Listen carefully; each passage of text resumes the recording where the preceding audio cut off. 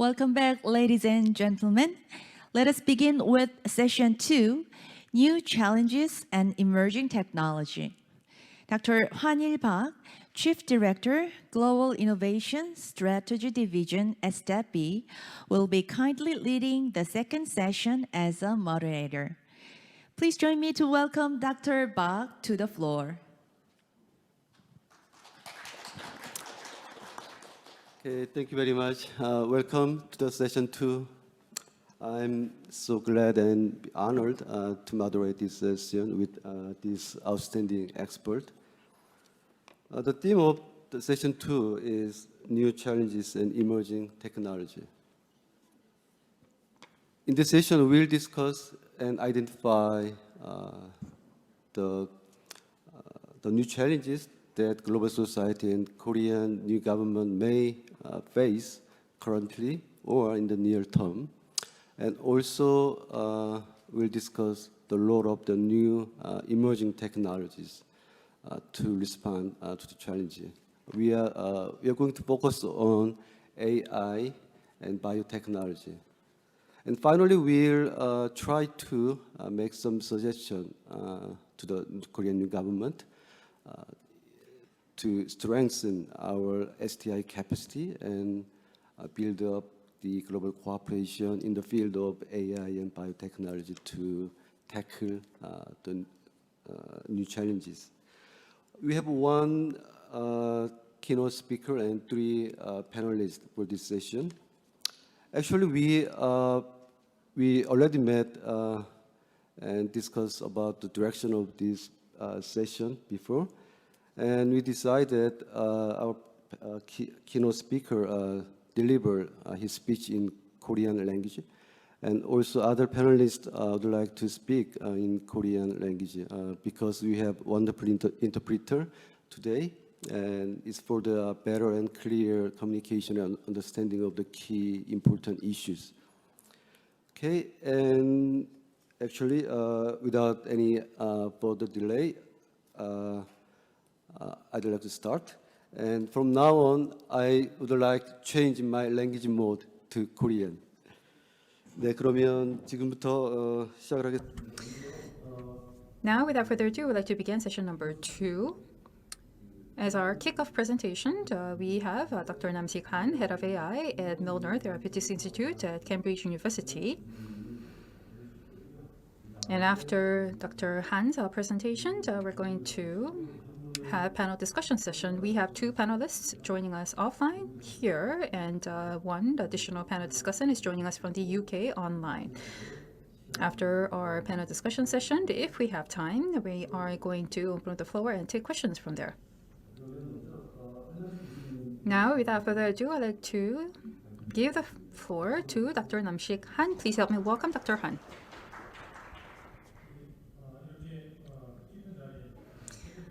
Yes, it's a great pleasure and honor of mine to join you here at this very prestigious symposium. And I hope that as Korea tries to make another jump forward, I hope that my presentation would be of help. I understand that this morning you heard from Dr. Robert Atkinson. You heard about 7 important strategic areas, especially I think that new drug development and pharma was also mentioned. So because I'm based in the UK, I would like to give you some examples of pharma and biotech related open innovation, how we can better facilitate open innovation to develop new drugs. As was mentioned during our keynote speech session, and since many of you are very much interested in it, I would like to also talk about AI and also multidisciplinary research between and amongst different sectors, so that we can develop new drugs to contribute to the mankind, also to the national development. As was introduced, my name is Namsik Han, and I'm based in the UK at the Cambridge University. As you can see from my slide, Milner Therapeutics Institute is a research institute at Cambridge University dedicated to new drug development. So I'm with that institute, and at the same time, there is a Cambridge Center for AI Medicine, and I also belong to that institute. So I will be talking more about them later on, but using fundings from the business sector, we were able to build the center and the institute. So GSK of the UK and AstraZeneca were the partners that we are working with. They've invested in these institutes and centers so that we can develop new drugs and also nurture mankind, nurture talents in the areas of new drug development and also pharma.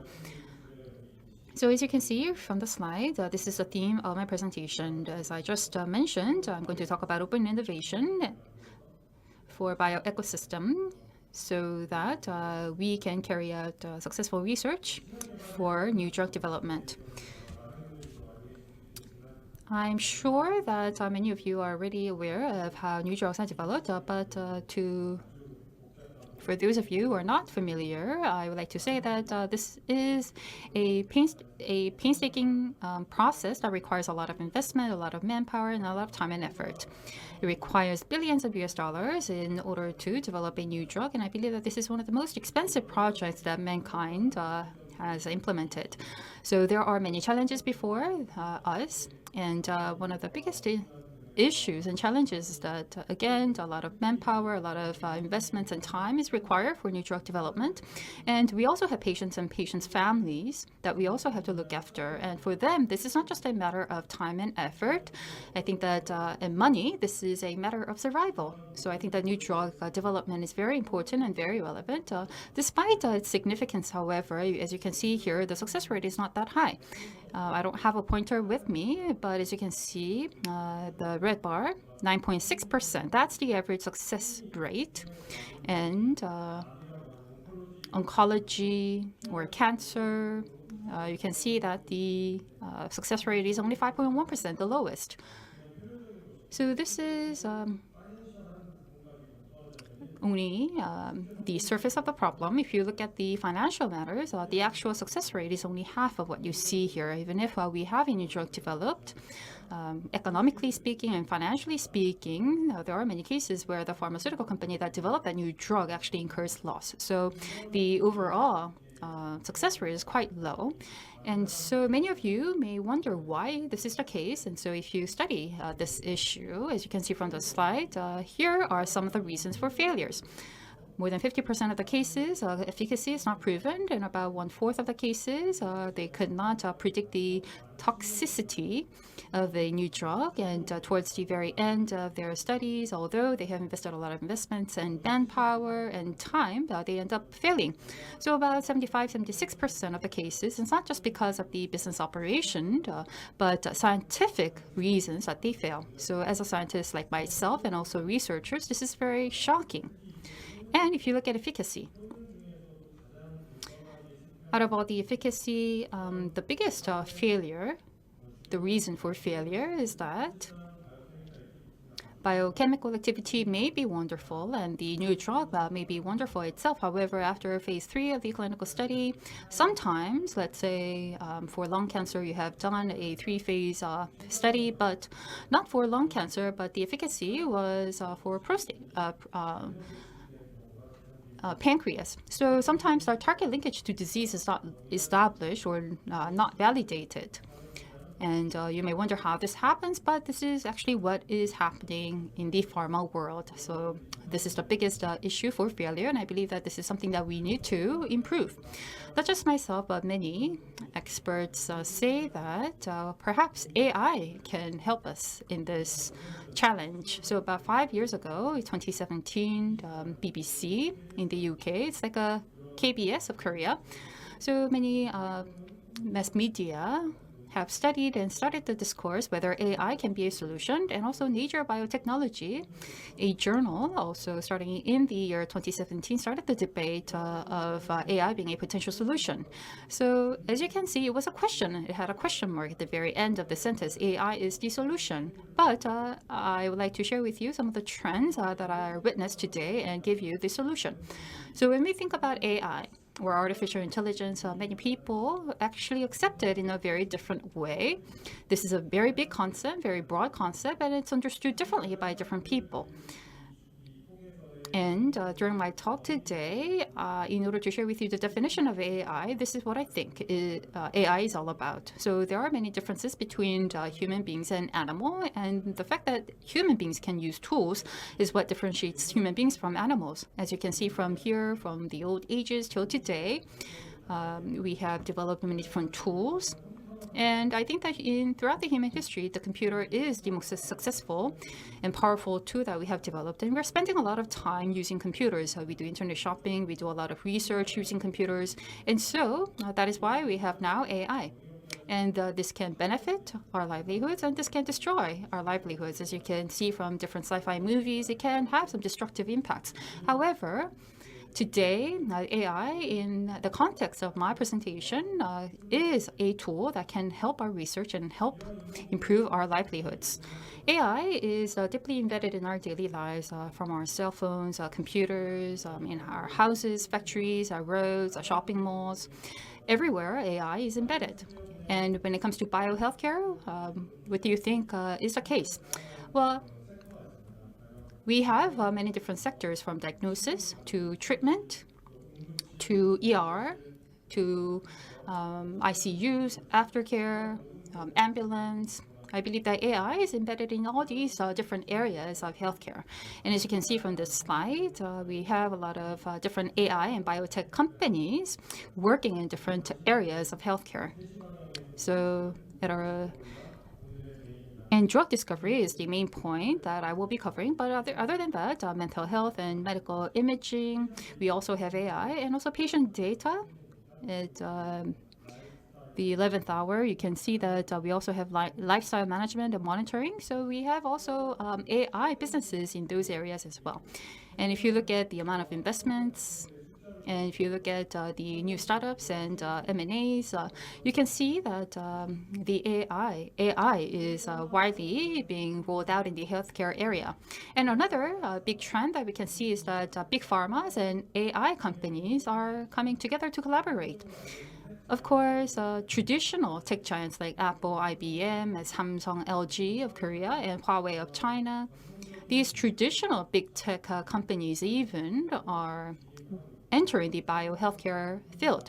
Samsung has Samsung Biologics, and Google also started its own pharma company.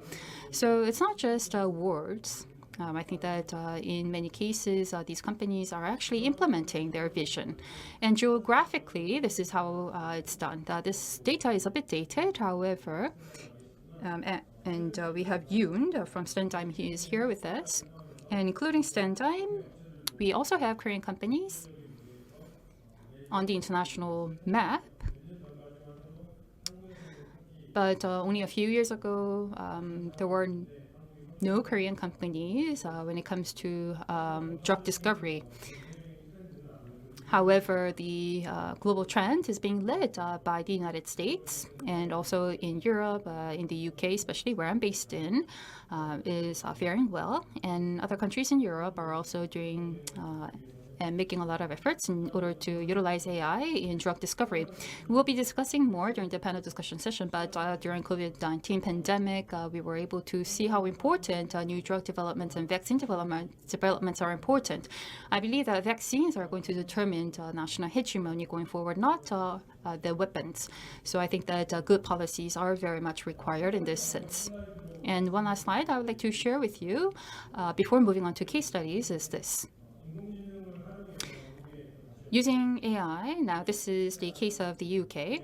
There is a AI drug discovery biotech called Essentia, and together with Japanese Sumitomo Pharma in 2020 already, they have discovered a new molecule for a new drug development, and it entered the clinical trial. And this was widely reported throughout the world, and the companies that were involved had witnessed their value skyrocket. And again, in the past it was a question mark, but now AI is the solution and is inevitable when it comes to new drug discovery. So AI is getting a lot of attention, and the reason why is because of this.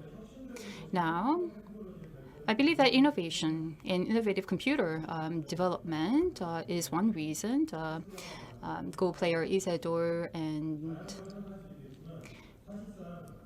autopilot, technology-related AI, those were all witnessed. But when it comes to biotech, genome sequencing and molecular biology innovation is critical in new drug development. And the UK and the United States have jointly conducted a project for about 20 years, and the biggest outcome is that sequencing cost was reduced. When they just started in 2001, $100 million were required to do genome sequencing. However, now with only $1,000 US, you can do sequencing. So this is a big benefit for researchers and for data scientists like myself. Without data, we can't do anything. So I think that this is a very important facilitator. And as you can see from here, now those in the healthcare areas, they have before them billions of pieces of puzzles. And one person is saying that, I think I find a corner piece. But in Korea, there is a saying that beginning is halfway done. But that may not be relevant for this situation, but I think that we need a lot of competitive AI approaches in order to solve all these complicated issues and challenges. So I think that joint research amongst your researchers is critical. So high quantity of big data is important, but at the same time, high quality big data is important. So if you think about it, garbage in is garbage out. If you only input garbage, then all you get is garbage. Therefore, you need a lot of data, but at the same time, you need quality data. This is only one example here. So in the human genome sequencing, when we do sequencing, you have a lot of data being extracted, but at the same time, from different perspectives, you have to understand how the genomes are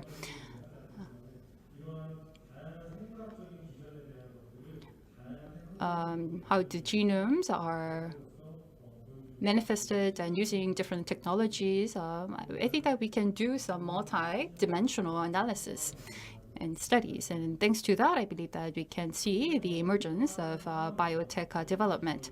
So against this backdrop at the University of Cambridge, I'd like to share with you next how we are collaborating with different stakeholders like businesses in undertaking those studies. Many of you may have visited us here at the University of Cambridge. It's in Cambridge, 1 hour away from London. It's a very small village, but now with the Cambridge University, it's a university town. It's also a good tourist attraction with many old buildings, so very good to visit. So it has over 800 years of history, one of the oldest universities, and throughout its history, I believe that there were many remarkable scientists who have worked at the University of Cambridge. Of course, there were humanities-related scholars that are well known, but here we have Isaac Newton, Charles Darwin, and at the same time, atom, electronic related researchers. Many of the achievements started off from the University of Cambridge. And I believe that throughout the world is the university that has most Nobel laureates. And Alan Turing, for example, didn't receive the Nobel Prize. He's a mathematician, and during the World War II, he was able to decode German encryption. So that was the basis of the computer today. And we also have Friedrich Sanger, and he was the person who discovered methods of sequencing proteins and DNA, and he received Nobel Prizes for 2 times. And also Craig Watson also decoded DNAs. And the reason why I'm citing this is because based on these academic performances and academic feats, when you think about Europe or the UK, many of you may think that commercially they're a bit backwarded. Many of you will think that compared to Silicon Valley of the United States, it's more slow-paced. But I would like to share with you that's not the case. From 2013 up until 2017, this research tells that the number of the spin-out companies of major universities is actually, as you can see on the slide, is very highest among others. And the Cambridge University attracted the highest amount of investment, which means that we have a good basis of academic achievement, but it is also a hub for knowledge transfer or a hub of transfer research effort. So we are doing multiple activities in this field, and these kind of activities are being done by this region. At the middle of the map is Cambridge, the old antique style town, and the red dots nearby the town, there are 20 or more dots which represent science parks of the UK. So there are very small startups or veteran companies or established companies working together, and they create a cluster for academia and industrial research. And one of the biggest cluster is the Cambridge Biomedical Campus you can see here, and Milner Research Institute is also located in here. This is near the university campus. If you see the 1 o'clock location, this is a hospital of the university and the medical school of the university. And nearby is a research, and most of them are oncologic research centers. Surprisingly, if you see the upper center area, donut-like building, this is well-known AstraZeneca research headquarters. So this is located within the campus, and this is a huge facility which can accommodate over 5,000 employees. And if you see the bottom of the picture, there are many newly built buildings, and these buildings are used by university, but also used by startups so that they can start their own businesses within these premises. Also, my institute is located towards the 12 o'clock location from the AstraZeneca headquarters. So as you can see here, academia, industry, and research institute cooperation are being done in reality, not on the cyberspace, and they are closely located in this cluster. So just across the street, you can meet your research partners, and they are doing this kind of operation or open innovation closely located together. So our ultimate goal is, as you can see on the slide, and as I said before, all the discoveries from the university must produce some tangible outcome that can be beneficial to even the patients. And that kind of effort should be done within a single campus, which is the vision of our university. Bench to bed is the slogan we have. And under this slogan, we are working harder to produce something that can be actually beneficial to final user or patient. So like I said before, our mission is, as I said before, to transform pioneering scientific discoveries into therapeutic and deliver the outcome to the patient by working together with industries. In order to achieve this goal, we are working with 80 multinational organizations together within a campus and actually create a consortium even, led by university, Sanger Research Institute, Barbara University, and if you see the right larger circle, you can find my university and 11 multinational pharmaceutical companies located in our campus. Pfizer, BMS, Eli Lilly, Johnson & Johnson can be some example. Also from Japan, Astellas, Shionogi are joining this consortium. Also, if you see the opposite side, you can see more bubbles, and you can find various kinds of pharmaceutical companies within each bubble. Left bottom is the affiliate organizations, academic organization from the US or from Korea. For example, the Medical College of the Yonsei University, Samsung Medical University, ETRI, KAIST. Also, Jeong pharmaceutical company joined the organization recently and giving support to my office as well. And beginning from this year, Korean Pharmaceutical Association are working together with my institution, Daehan, Yuhang, Hapo Science, also newly joined in this consortium to do the joint research.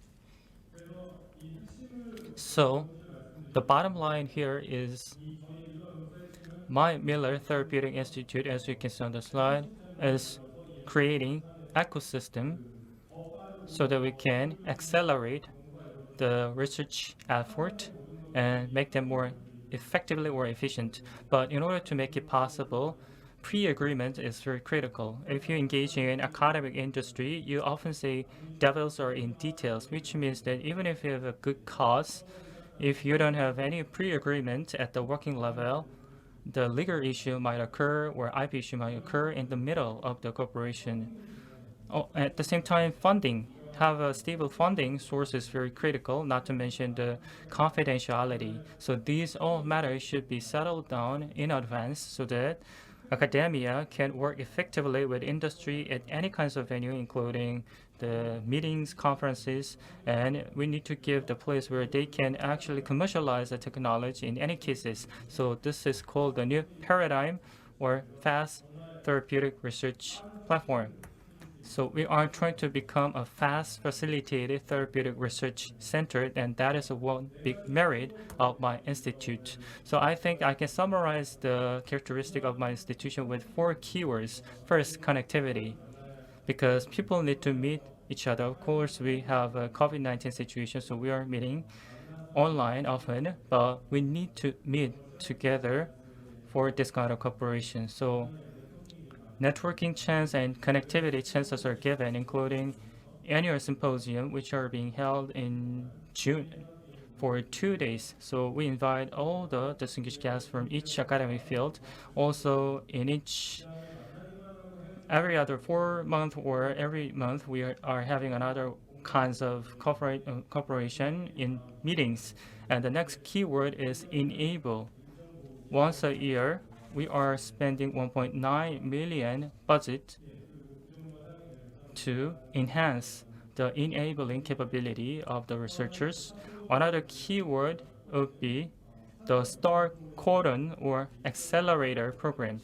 So every other 6 months, we select a number of companies to give financial support or give a place or give a mentoring support so that they can materialize their ideas and establish a company accordingly. The final keyword would be drive. These every effort should be kind of initiated by my institution. So we have 3 major institutes, and Center for Pathway Analysis is a key pillar of Milner Institute. So as such, open innovation ecosystem is being built by my institution. And like I said before, the key pillar would be the Cambridge-led consortium, which is being fostered with 16 major pharmaceutical companies. And also, my institute provides multiple labs, including the core lab that I'm working at. And these kind of members of the consortium are creating a vibrant ecosystem. Finally, in just 5 minutes, I'm going to summarize my presentation by explaining my lab. I have 3 slides to go from here. So the lab I'm working at usually focus on the new drug discovery powered by AI technologies. We are developing new computational methodology so that we can develop better investigation of new drugs or candidate substances.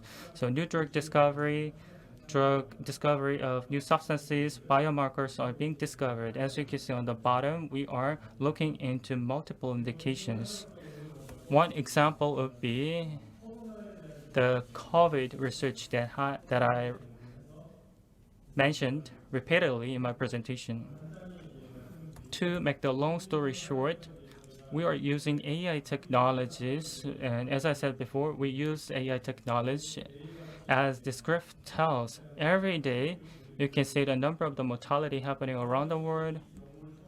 And at the beginning of my research, it was 2000 March when the first outbreak happened. So every day between 400 600 people were dead because back then we didn't have any vaccine or therapy. So the situation was very dark back then. But within 5 months, we completed the first phase of the preparation.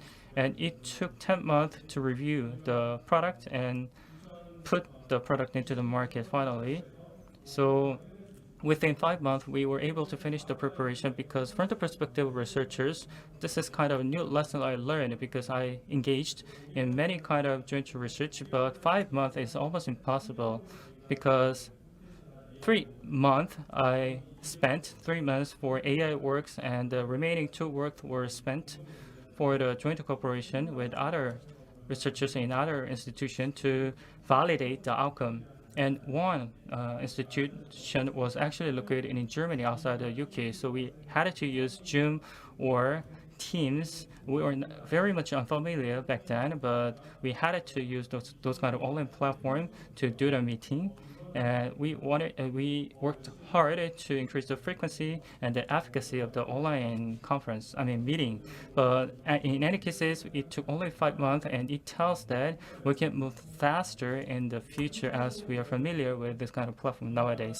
To summarize everything in just one slide, after the outbreak of COVID-19, we realized that the most important part is fast response because it takes at least 10 years to develop a therapeutics. However, it is useless if it takes 10 years to develop the product against COVID-19. So we moved strategically, and by doing so, we collected 1,917 drugs approved by the FDA and did a computer analysis to filter them and selected 200 promising candidate out of them, and we trained the AI to look into those 200 candidates, the function of 200 drugs. Like I said, those 2 were selected out of 1,917, which means that those were approved by any authority for any indication like oncology or anything others. So their mechanism of action are fully validated in one way or another. So their MOA was validated. However, it was still a question of whether those can be repurposed as a therapeutic for COVID-19. So without validating the possibility of the efficacy against COVID-19, we cannot use it. So we did train the AI, and we found out that 126 out of 200 actually was very effective to stop the replication of virus or to reduce the severity of the disease. Then we looked into the toxicity profile and received some advice from experts. So we selected 40 out of 126 and shortlisted them down to 5 and did a biologic study on 5 in multiple labs, including mine, and 2 were finally selected as the final candidate and published the outcome through the paper. So as such, we use the power of AI for the drug repurposing discovery. So this concludes my presentation on the introduction of my lab. So these are the acknowledgement, the people I'm working with and the institution we're working with, and also our industry partners. These industry partners are doing joint research and financially support my institution. Thank you so much for your contribution. And last but not least, thank you so much for your kind listening. So if you have any question, please ask any question and use this email. Thank you.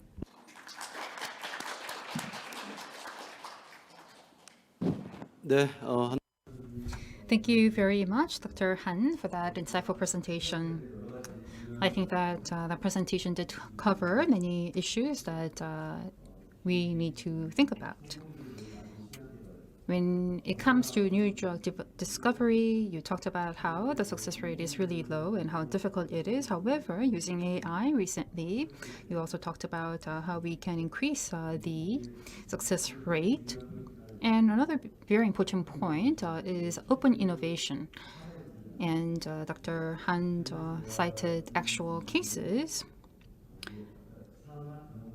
And at the center, you had Cambridge University and academia, research centers, and even hospitals coming together to form a innovation cluster, and how actual new drug discovery was successfully carried out through that cluster.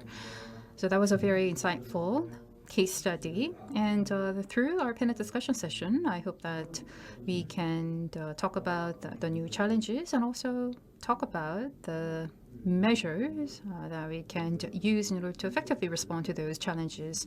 So once again, thank you very much, Dr. Han, for that insight. Next, I'd like to move on and introduce to you our panel discussants. We have 3 panel discussants in this session. First, I would like to follow the order of our panelists seated here. First, we have So Jung-yoon, Dr. So Jung-yoon, CEO and co-founder of Standigm. Yes, thank you very much. I am So Jung-yoon, the CEO and co-founder of Standigm. I'd like to thank you for inviting me here. Actually, this is the topic that I really want to share with others, and thank you so much for giving this opportunity. And it's my honor to be part of this discussion as a private speaker. 예, Next, from ETRI, we have Dr. Hyung Lee. Good to have you.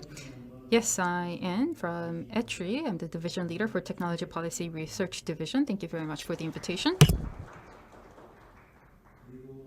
Thank you. Next, we have Mr. Tony Hughes joining us all the way from the UK. Yes, we can see you on the screen. So, Mr. Tony Hughes, I know that it's really early in the morning in the UK, so thank you especially for joining us here today. Everyone, thank you for inviting me to join the panel today. 예. 제가 사전에 So in advance, I did actually prepare 4 questions and share them with our panel discussants. So one at a time, let us discuss those 4 questions. I think that we have time, about 50 minutes, to discuss the issues. Especially this particular session is joined by the key kickoff presenter. So together with the panel discussants, I would like to have Dr. Han also discuss this very issue. So again, there were 4 questions that I shared. Question number 1 had to do with the challenges that Korea as well as other countries around the world are facing, and what new technologies like AI or biotech technologies can help in order to address those challenges, and the actual case studies. And my second question was, so AI and biotechnologies and other strategic technologies, for example, semiconductor is one. When it comes to all these strategic new technologies, we see growing competition between the US and China. And I think that obviously there are some national security implications of these new technologies. So when it comes to national security and also actually solving these new challenges, how can we strike a balance in these two using the new technologies? And the question number 3 was, going forward, using AI and new drug discovery tools, how can we utilize them in order to bring about societal innovation globally? And question number 4 had to do with the new government soon to be taking office. So what policy advice or suggestion would you like to share with the new Korean government? You can talk about regulation issues or manpower issues. Or, as our presenter talked about, you can also propose measures for open innovation. So these were the 4 questions that I shared in advance. So why don't we start with question number 1. So panel discussants, I'm not going to designate or dictate you any order, so you can freely take whichever question that you want to answer. So question number 1, again, is the new challenges and the role of the new technology and actual case studies. So who would like to go first? Actually, Mr. Kwang made a presentation, so please allow me to speak first. Actually, I founded a company called Standigm, and this is a high-tech AI-powered company who are doing the drug discovery as well. So to answer to your question, you talked about the new technology, so I think I have something to say. Previously, Mr. Han already talked about the importance of open innovation from the perspective of academic institution. So this kind of technology in the end has to be utilized by industries in the field because that is critical. So technology and science have one difference, because technology is actually used by industries and create something financial outcome out of it. So from the perspective of a company, these new technologies must produce some tangible outcome. So if you ask how much outcome we made in the field of AI or bio, as of 2022, Deep Pharma Intelligence is the report made by the UK institution, and it was released in 2020 in the middle of the year. And there are so many companies developing new technologies using AI. So it is almost 500 or exactly 495 companies who are using AI technologies for new discovery and drug discovery. And they selected 40 top performers out of 500. And there are very diverse companies working on multiple aspects of biological and biology industries and pharmaceutical industries, and the product is those products approved by clinical trials.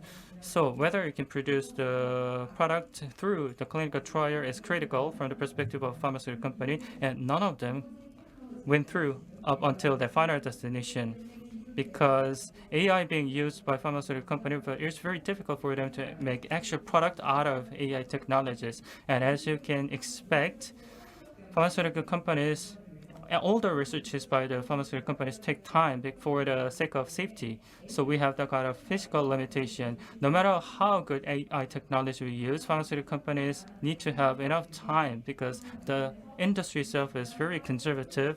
So even the 40 leaders in the pharmaceutical companies are working very hard to use AI technologies, but only 3 companies successfully are doing the clinical trials.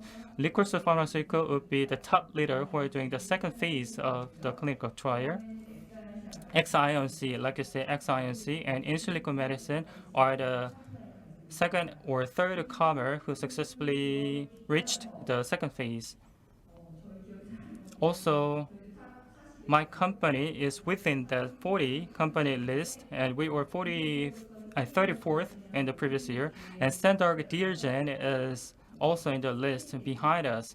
So they are right before the clinical trial. They are doing a lot of pipeline works right before the clinical trials. So at the product level, this kind of technologies are making progress. However, what matters the most is that these products are not actually used in the clinical trial or getting approved by the authority. Nonetheless, global big pharmaceutical companies are very aggressively working with AI companies. That's very critical. And they are working together with AI companies, even if they don't see actual outcome yet, unless they work with AI companies, they realize that they will be behind the race at the end.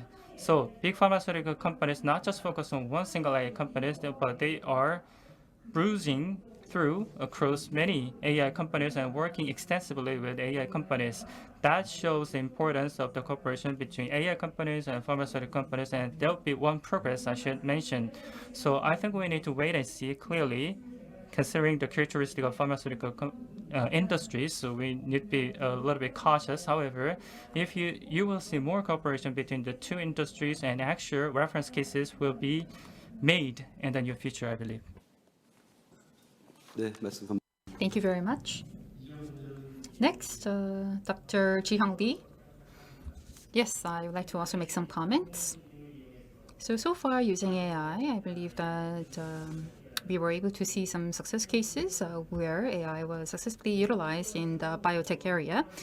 At ETRI, we're also undertaking various studies to that end. At ETRI, I'd like to share with you how we are approaching AI research. First and foremost, in order to secure next generation enabling AI technology, we have AI research lab with about 500 researchers. And separately, we also have intelligent convergence research lab at ETRI. And it has about 450 researchers. And this lab actually applies different AI technologies per domain. For example, like manufacturing and also medicine, welfare, energy, environment, city, transportation, national defense, safety, and agricultural livestock industries. So all these different domains requires long-term investment and also entails high risks. And therefore, it's difficult for the private sector to undertake research alone. And therefore, we thought that public sector, rather, ETRI could intervene and develop AI convergent solutions to help address societal issues. For example, in the area of environment, we can develop develop technologies to spot water pollution sources, and also algae prediction solutions. And also when it comes to safety areas, we can develop. We're also studying data-based fire prevention system and also high accuracy human detection system. And in the military field, we have mixed reality military exercise system and battlefield prediction and recognition prediction system development. Thank you. Thank you very much, Dr. Lee. Next, Mr. Tony Hughes.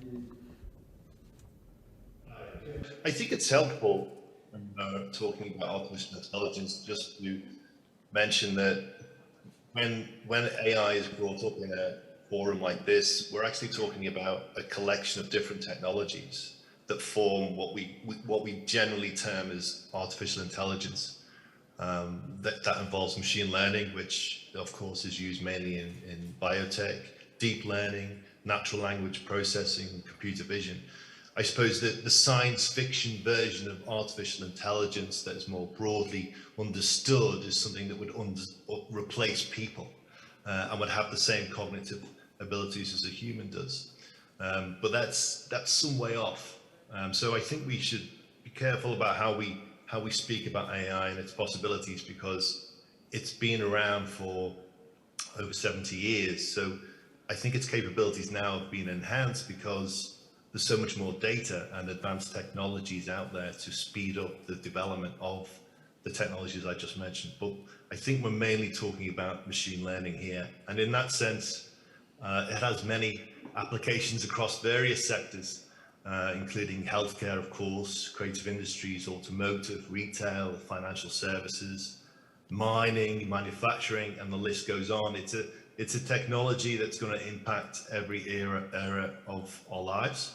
And I think the considerations for us in terms of the challenges of looking at this, both from whether you're consulting governments or whether you're advising investors or informing universities about how they should position themselves to take advantage of new technologies such as this, come down to three areas. And one is around morality and ethics, and the other one is social and its impact on wider society, and then it's how do we leverage the advantages of these technologies in an economic sense as well. 네, 말씀 감사합니다. Thank you very much for that comment. Professor, do you have anything to add? No.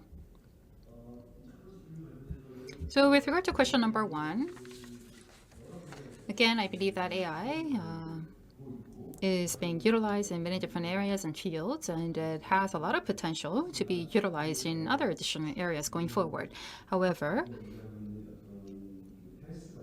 when it comes to healthcare and new drug discovery, the topic that we're discussing, of course, we see many developments, but so far, I think that more time is required to see a concrete success case using AI. So again, in different areas, safety, environment, I believe that AI can be applied directly, but when it comes to bio, it's a very important and very relevant field, and many efforts are being undertaken, but I guess additional innovation with regard to utilizing AI is required. Let's move on to question number 2.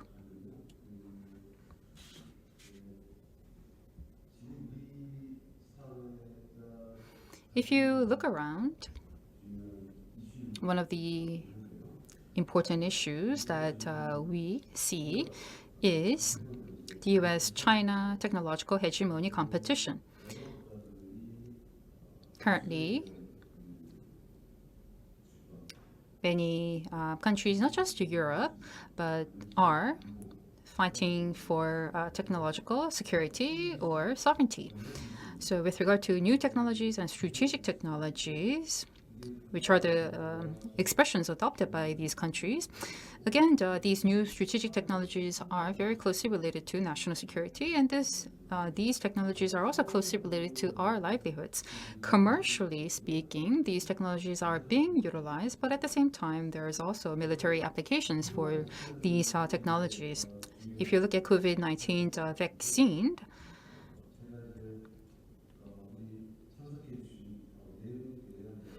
to our presenter and also 3 panel discussants, I wanted to ask you this. When you think about AI and biotechnology,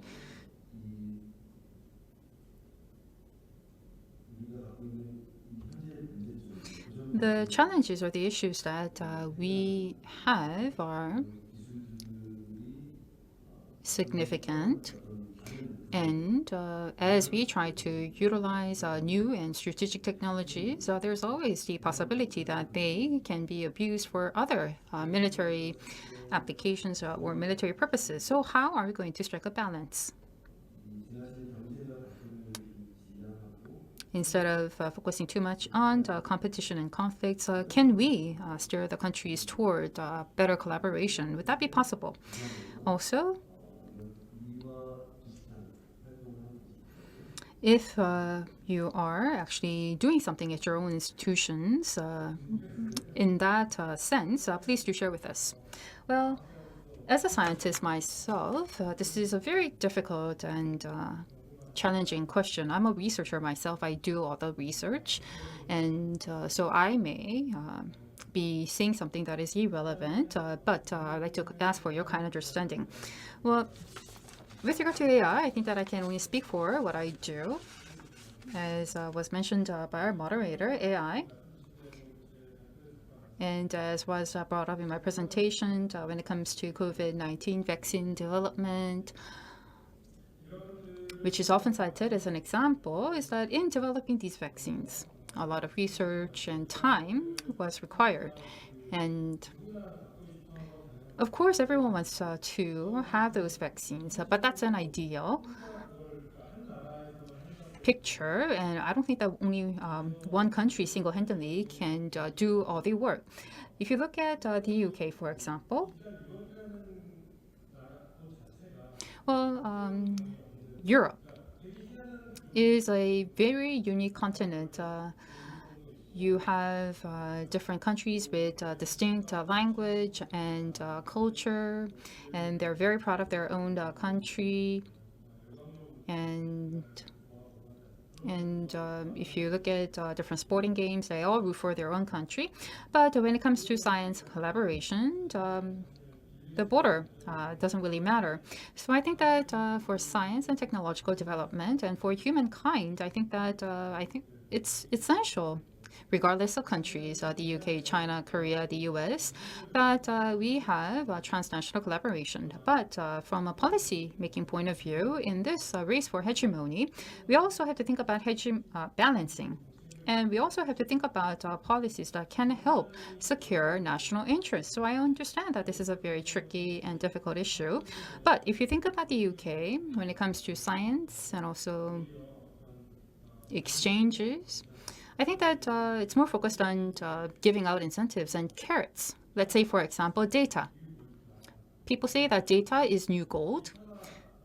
Without data, whether it's AI or any other technologies for any other applications, including new drug discovery, nothing will work. And we also need talents. No matter how powerful AI we have, we need talents. So sourcing global talents and at the same time procuring big data would be the two big challenge going forward for countries. But in the case of the UK, in order to secure those two, it's providing a lot of carrots. And I believe that providing such carrots and incentives can be useful. In Korea, we have K-culture, K-drama, and many other K-bio. emerging. So I believe that Korea can propose a wonderful framework or platform so that academia and research and universities can come together for joint work. And also, data-wise, we can, if a business sets up a data center in Korea, the government can provide many incentives, then I think that this will naturally attract many new businesses to enter Korea. Now, how we're going to make that actually possible is going to be a whole new story, and it's going to require some policy experts to handle. Thank you. Yes, thank you very much. I think that we have many more complicated issues to discuss. 예, 아까 한 교수 Like Professor Hwan said, as a person who majored in science, maybe this question can be seen as a question of ethics. So whether countries can exclusively do the competition and use the technology for their own goods, and whether it is bad or not. So whether we are going to be like a elite, educated elite who knows why, the gentleman who knows why these technologies should be shared. However, unfortunately, there are so many good technologies, but out of high-tech technologies, some technologies are related to national security. So the question here is that whether we should hide those technologies for the sake of national security or open those technologies for the sake of a good ecosystem, innovation system. And also it's a question of whether Korea has a high reputation high enough to conceal those kind of technologies from the perspective of me. So given that, I personally believe that as a businesswoman, if we can gain an upper hand in some areas of original technologies, we should move faster so we can expand the horizon of the possible technologies. Because I don't think that every technology would be owned by the US or China. There could be some niche we need to target. So if that's the case, AI and new drug discovery or the convergence between the two can be one example of such a niche market. Because even if you have a good AI technology, you have to guarantee the safety of the drug, and it takes a certain amount of time to develop a new drug product, even if you use AI. So as I said, AI technology is outstanding in Korea, but it takes time for other countries to develop the new drug out of AI. So I think we still have a good possibility of winning in this game. So all the leaders, like I said, are just in the second or first phase, according to the latest data. And there are so good latecomers armed with powerful AI technologies, and they're working hard to move into the clinical trial phase. So the gap between Korea and other countries, other leaders, are very minimal. So we need to focus on reducing the gap further so that we can. And after that, we can think about the national security aspect of new technologies. So you talked about the COVID-19 vaccine, and vaccine developers had many controlling power over other countries because they have a greater bargain power. And so many countries had a pain back then. And if that's the case, Korea is not in a position of thinking about the security aspect of technologies yet. So the possibility of the winning game or controlling game from the perspective of Korea would be related to your fourth question. Creativity and innovative idea would be the tool or ammunition for Korea if we want to talk about the security aspect of it. 감사합니다. Thank you. Dr. Lee? Yes, I believe that many insightful comments were already made, but if I may also chip in. So basically the question is, in this era of technological hegemony between the US and China, is it possible to collaborate? Well, I think that if you go a step deeper, how and with whom are we going to compete and collaborate with? So in this era of technological hegemony, I would like to share with you what ETRI and government-sponsored institutions can do. As you all know, we have a fierce technological hegemony competition going on between the US and China. And if you look at the direction of that competition, first and foremost, I think that the competition is to secure dominance in securing new technologies. And second, I believe that from R&D to commercialization, the competition is to exclude other countries from the technological ecosystem. Third is to localize the production system, including global supply chains.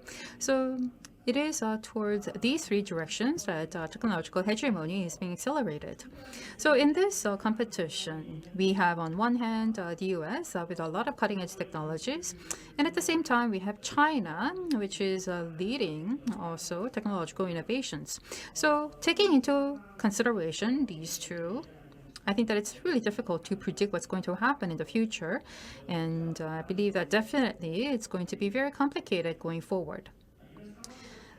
But against this backdrop, what can government-sponsored institutions do, or government research institutes, GRI? Let me share with you a few ideas.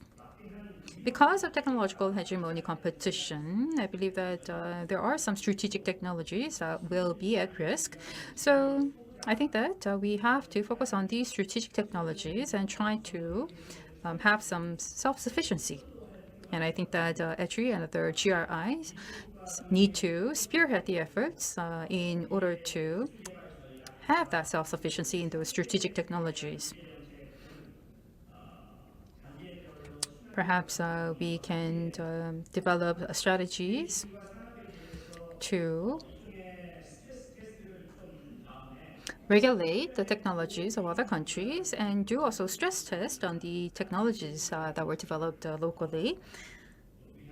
And then we can do some preemptive planning and also R&D efforts in order to develop enabling or alternative technologies. At the end of the day, I think that the US-China technological hegemony competition can spiral out of control and evolve into a competition for independent technological standards. Korea is a partner for the US and China, and I think that in this sense, such a competition can pose significant challenges to Korea.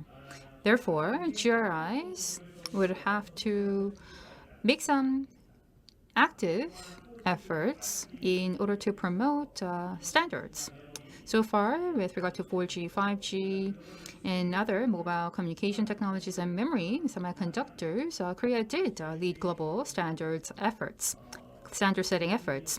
So going forward, with regard to autonomous vehicles, AI, big data, cloud, IoT, and other fourth industrial revolution related technologies, I think that Korea does have potential to lead the way to set global technological standards.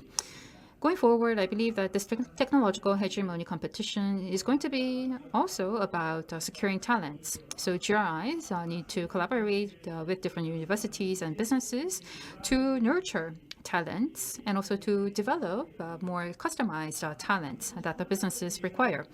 In the US, a lot of investments are being made in order to secure talents, and China is very much interested in recruiting talents from throughout the world. Therefore, GRIs would have to provide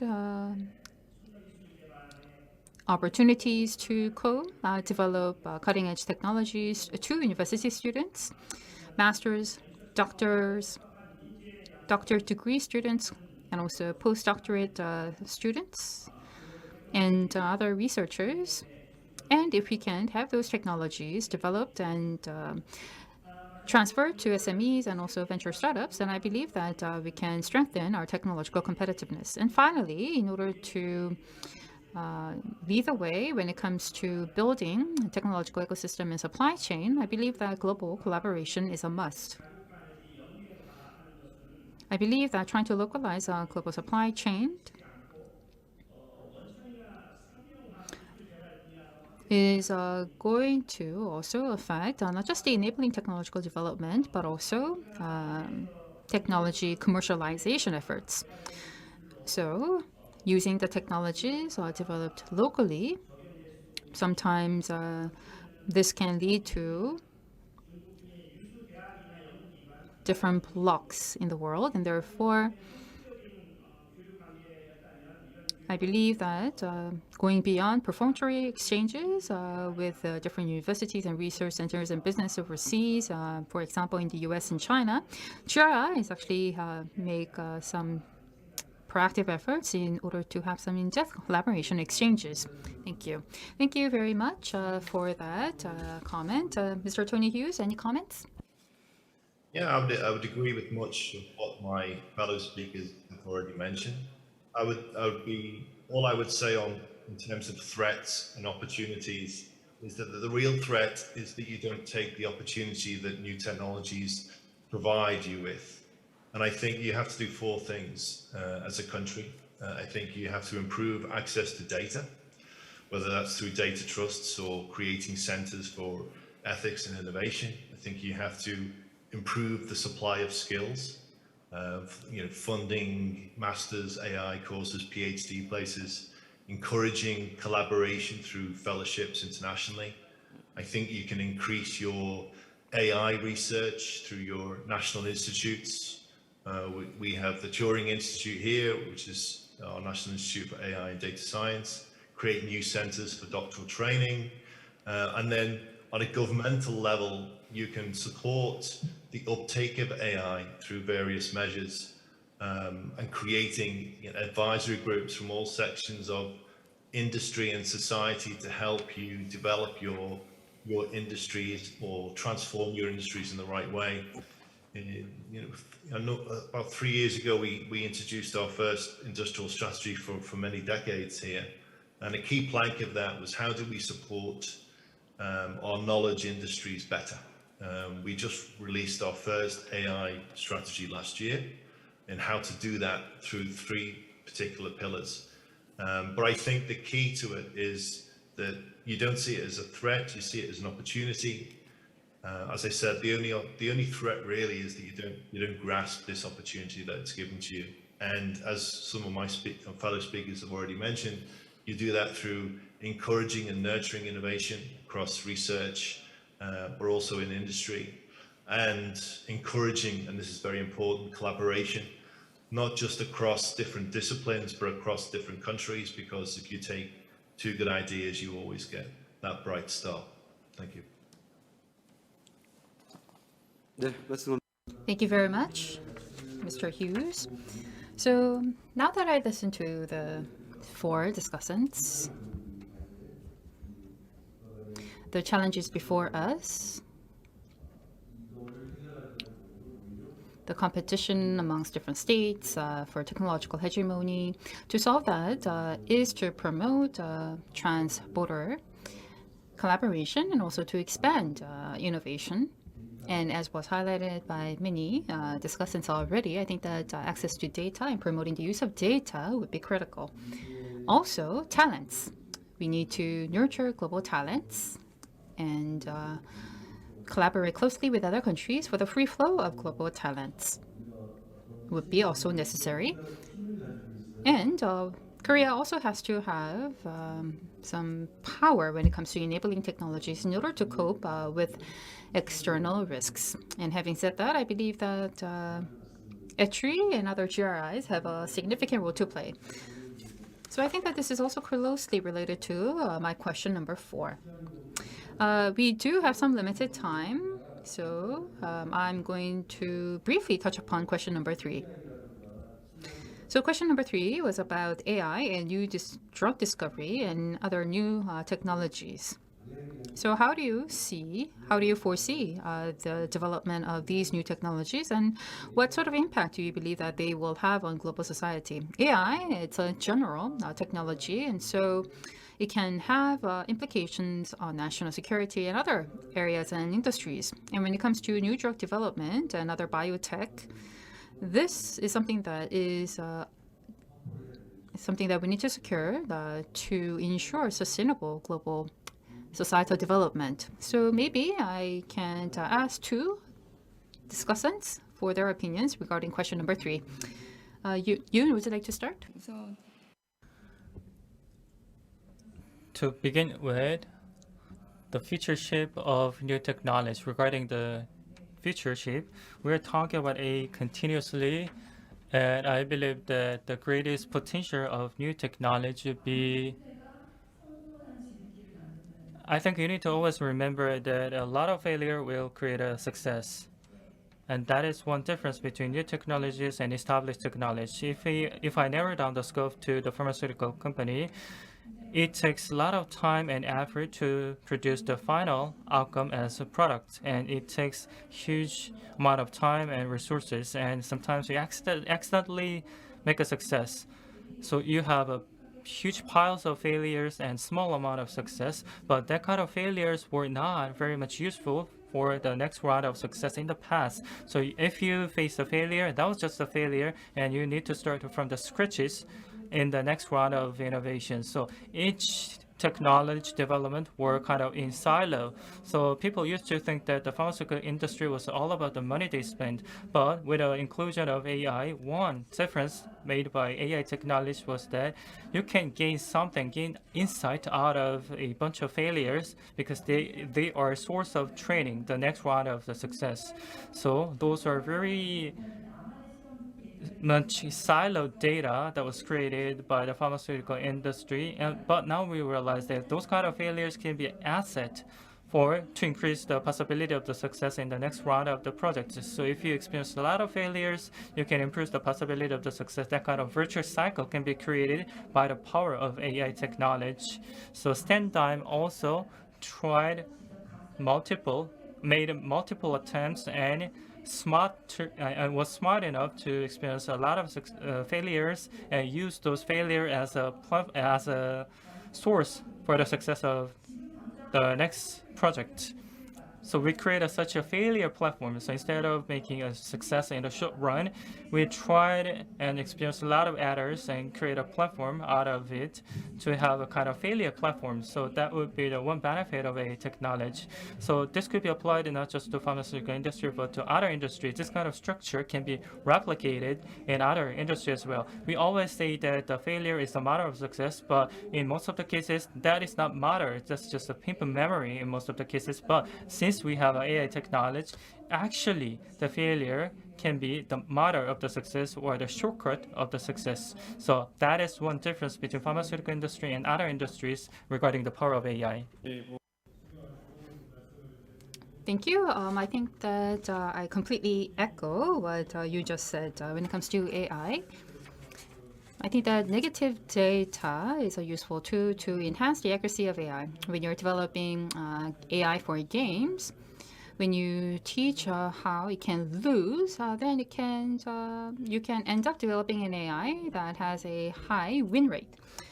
But when you do science and any other work, no one, including myself, wants to fail. So this is a common sense, and I think that this is also related to culture.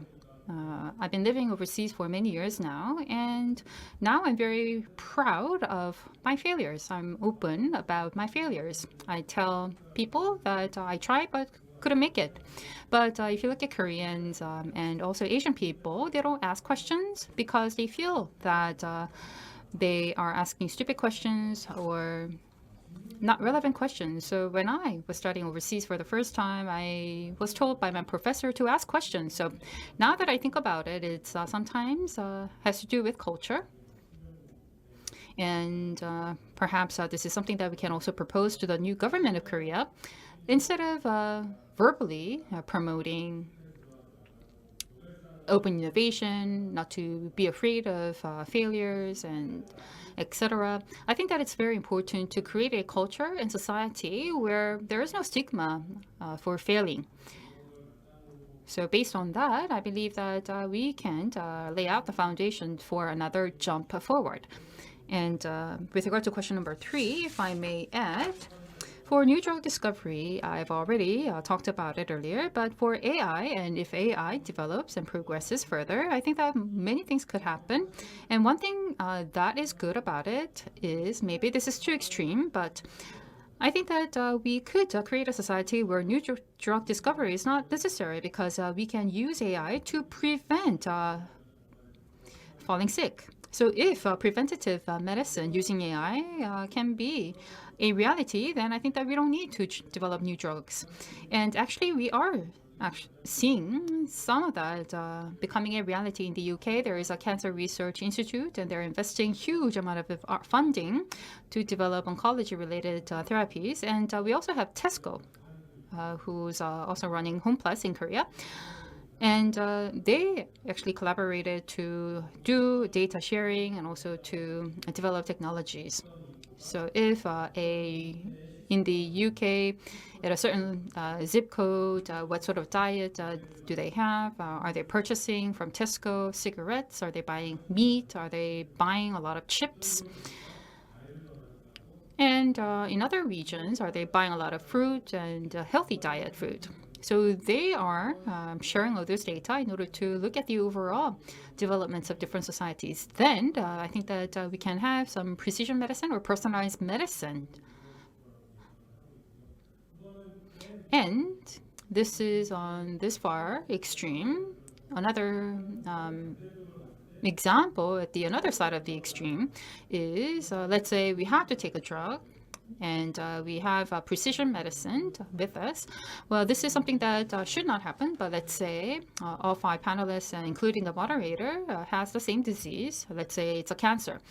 Of course, it's not a hypothesis. Let's say we have the drug, and it's same drug given to all 5. Then this is not precision medicine. All 5 has to have all 5 different medicine. Now, it's easier said than done. But if we have the AI, and if we can have the recipe, how are we going to actually cook it?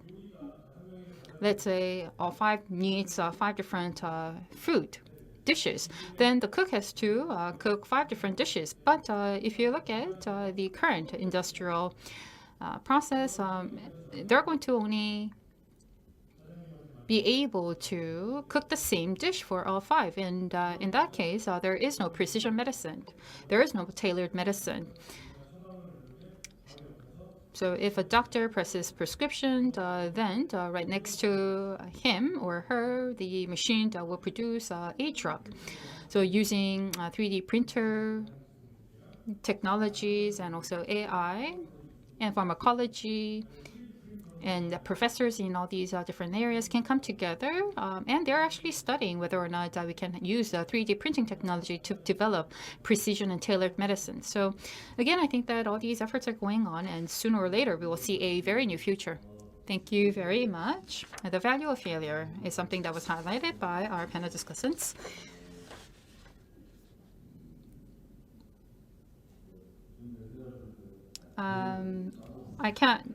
I had it in my brain, but I can't really reproduce it right now.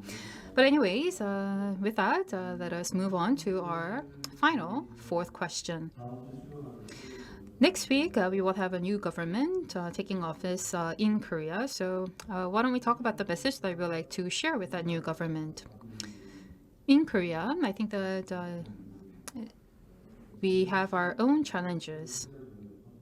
We have to have a technology-based new growth engine for our economy, and we also have demographic issues and aging population issues.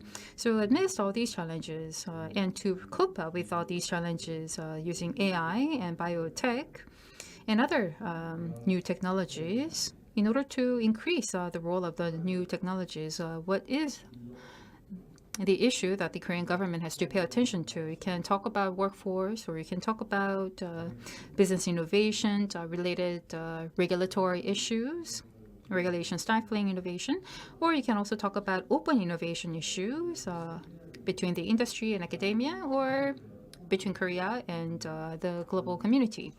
So we have to wrap up by 5, so I would like to give 3 minutes to each discussant. Tony Hughes, you have the floor.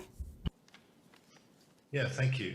I'm just following on from the last discussion. I think I can't emphasize enough the importance of giving your talent the space to fail, because they're not failing, they're testing and rigorously testing, and that's what you do in science to achieve an outcome. If you look at drug discovery historically, it's got a 95% failure rate.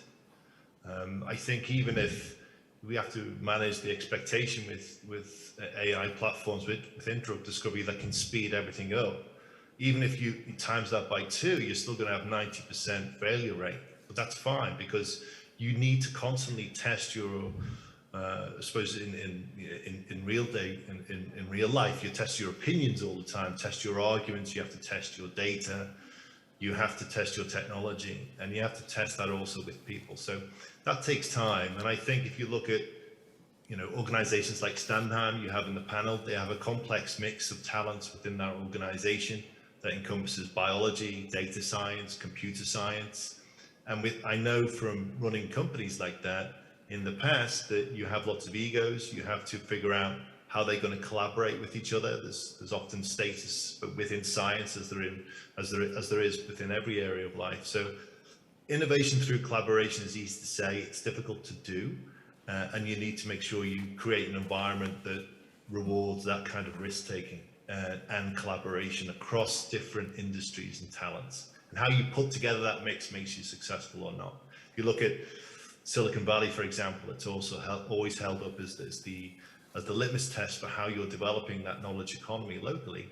It's how you bring together that mix of computer scientists who, famously, work fast, break things quickly, and fail fast environment into the drug discovery environment, which was also very careful and very slow and very ponderous. Then it's very different environments to bring together, and I think how you do that will decide on how successful you're going to be. I think in the future, for developing your country's AI strategy, I can only talk about the one I'm most familiar with, and that's the UK. They brought in, as I mentioned earlier, a national AI strategy and had 3 key elements to that, both in terms of investing and planning for the long-term needs of an AI ecosystem and positioning ourselves internationally as what they call a superpower. But I think that generally means just nurturing the skills and the capabilities of the people that reside here. Supporting that transition to an AI-enabled economy, I think, is the key one, because that's how politically and socially you're going to bring everyone along with you. How do you capture the benefits of innovation across all sectors in all regions of your country and keep everyone moving in the right direction? Because AI will destroy jobs, but it also creates new jobs, but in different disciplines. So how do you manage that transition? And then I think it's, as has been mentioned earlier, managing the governance of AI technologies is also going to be key for the future and acceptance. How you encourage innovation, investment, but how do you protect the public and our fundamental values alongside that? We've been through situations like this before in the past. AI is often compared to the combustion engine, and the data is the fuel for that, and it will have a transformatory effect on the world's economies. And who benefits may not be who's benefited before, and nations who can harness the creative and scientific talents of all the researchers and entrepreneurs that will drive the industry will come out on top, no doubt. So you have to invest in people, technology, infrastructure. Some of these you may have, some of these you may need to attract or build better, probably both. And central to the UK strategy is not to rest on its laurels, and we have to keep attracting the world's best talent, create a nurturing business environment for the innovators who can get their products to market. And aligned to this, given the transformatory nature of technology, you have to maintain the ethical frameworks. You have to have active discussion and debate, bringing in voices from diverse sections from the community. So I think if you're going to see a vision achieved, there are a number of different pillars you need to do, and that's invest in the needs of the ecosystem. That's investing in people who are working with AI. And very importantly, access to data in the UK, in the biology field, we've got the biobank, US has all of us. You've got to get access to that data, of course, anonymized, but the amount of that data especially helps the machine learning algorithms to come up with better drug discovery systems, for example. You've got to support the diffusion of AI across the whole economy to ensure all of your regions and business and sectors can benefit from AI, and only governments can really do that. And then develop a pro-innovation regulatory and governance framework that can support and not punish innovation across all sectors at the same time as protecting the public. Thank you. 네, 감사합니다. Thank you very much. So talent, governance, regulation, and investment issues were brought up by Mr. Hughes. Thank you very much. Next, Dr. Lee, you have 2 minutes. My apologies. Yes, I will keep it short. So I'm with GRI, so if I may, in order to secure AI talent is a big challenge for GRI because we had a very inflexible and very strict compensation system. As you all probably know, it's really difficult to provide the right amount of compensation for the top AI talents. So it would be great if we can have some more flexibility when it comes to providing compensation to our talents. But I understand that the government is not ready at the moment to move toward that direction. So at ETRI, what we do is we have an AI academy where peer teaches peer. Every year we produce about 500 to 600 talents, and this is cited as a successful case. But as you can already assume, such a method may be effective when it comes to domain-based talents, but for cutting-edge next-generation AI technology development, I don't think that we can use this type of method in order to nurture talents, because this will obviously require a lot of investments and time. The issue is AI technologies are significant. It can determine the fate of a country. So a possible scenario would be perhaps having industry, academia, and research come together and form a consortium. GRI does have research infrastructure, so it can provide such an infrastructure and can provide a very flexible R&D environment for the industries and academia, especially SMEs and startups, so that they can freely come and conduct their research.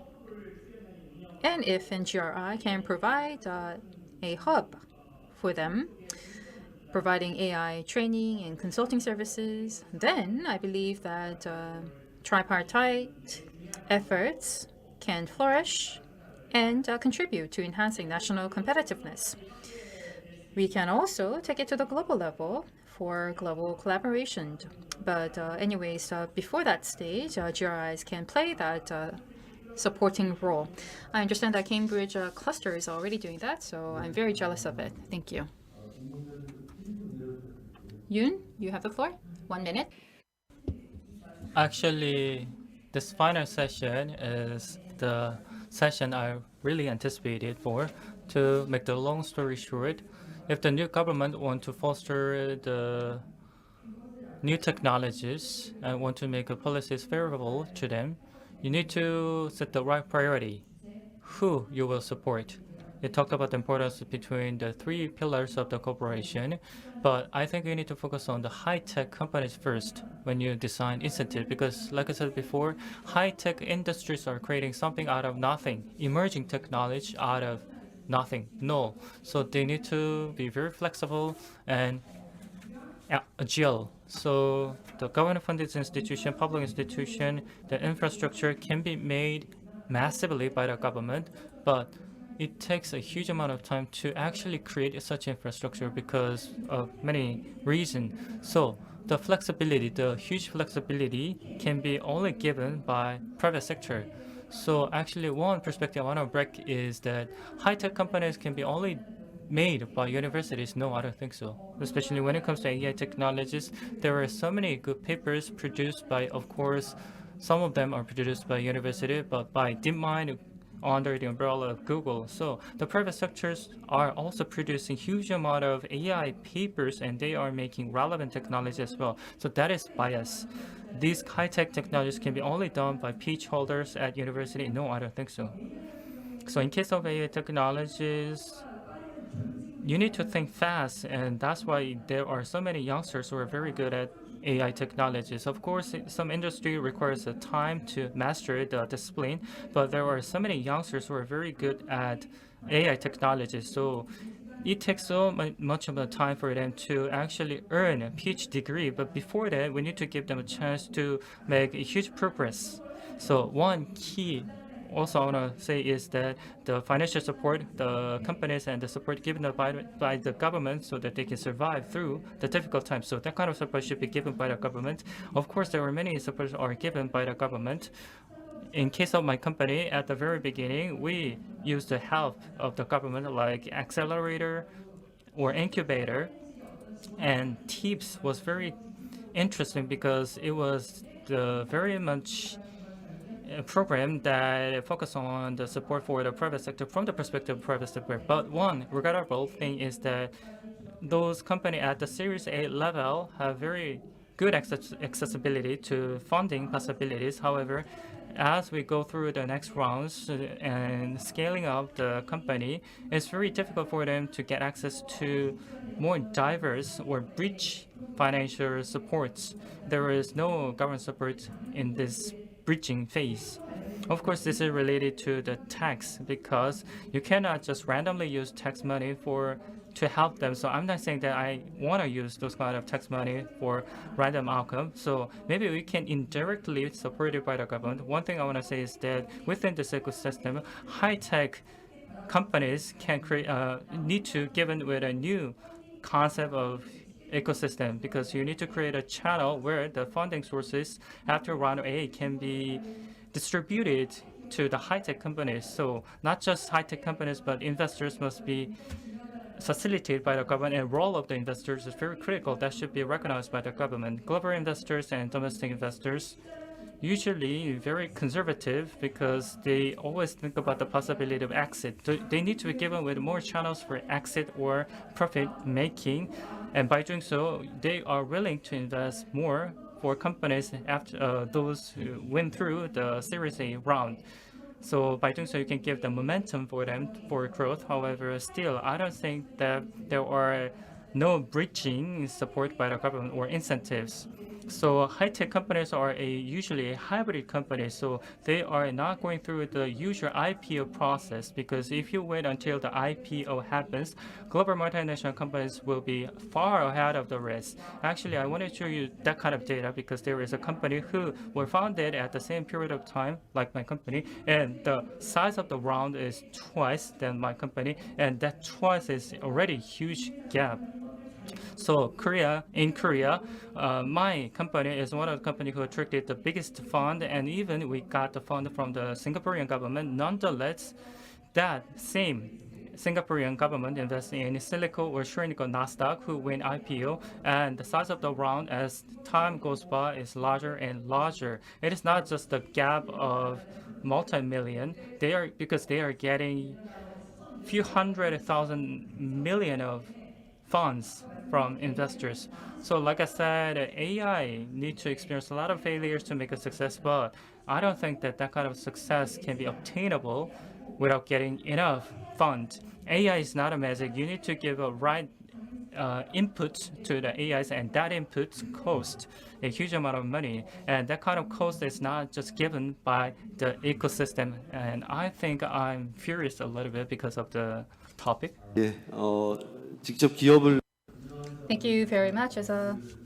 person who's running a business, I think that you really wanted to share that message with the new government. I could feel that you were kind of speeding up towards the end, so my apologies for rushing you through. And Dr. Han, really short. Well, I also had a lot of message for this very question, but the one thing I would like to highlight is nurturing talents. We have many conventional cases where talents have proven very important. And I'm not saying that you have to set up a department for new drug discovery. You don't need that. You don't need those physical factors. I think that we have to focus on creating a new culture that changes what we think about science and technology. And STEPI also has science and technology in its name. So I think that we have to create a culture where the focus is on science and technology again. From a poor country, I think that thanks to science and technology, Korea was able to develop thus far.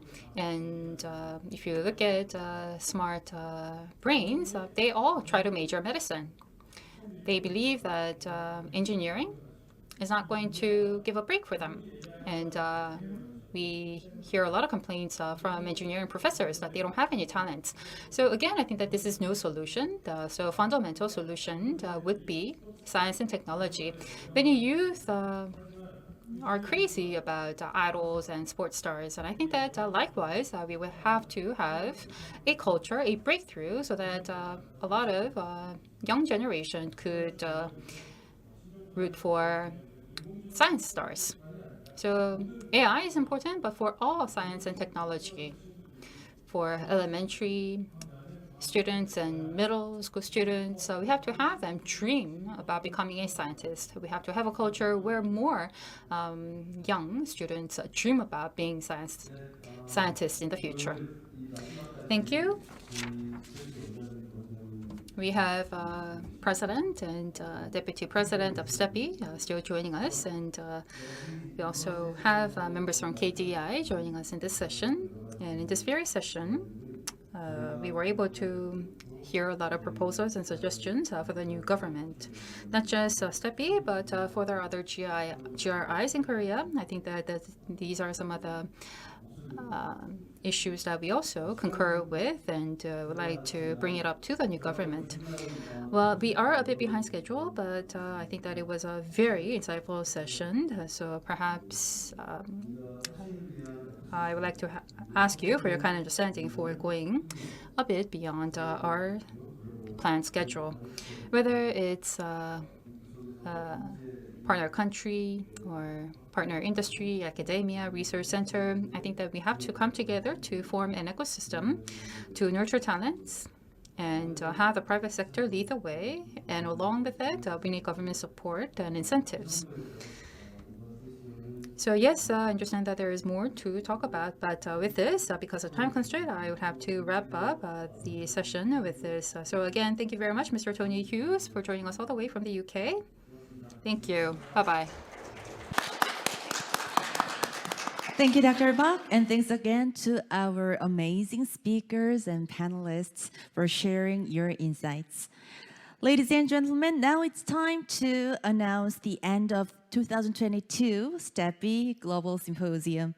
On behalf of STEPI, I once again appreciate such fruitful discussion facilitated by our distinguished moderators, speakers, and panelists today.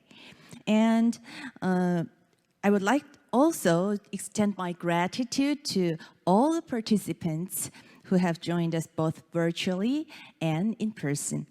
Thank you very much for your support and hope you stay safe. See you again next year. Thank you.